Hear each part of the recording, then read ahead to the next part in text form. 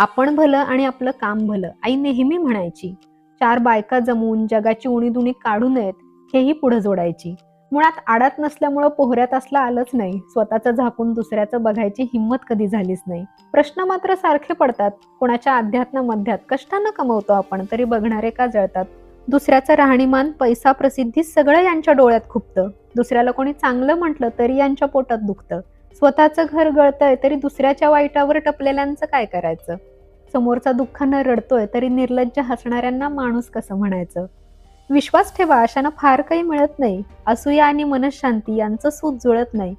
चालणारे निघून जातात, नावं ठेवणारा तिथंच राहतो. चांगला वेळ वाया गेला म्हणण्याला मग अर्थ नसतो. एकदा विचार करा, आपलंच काही धड नाही तरी आपण असं का वागतोय? द्वेष आणि तुलना सोडून आयुष्यात काय करतोय?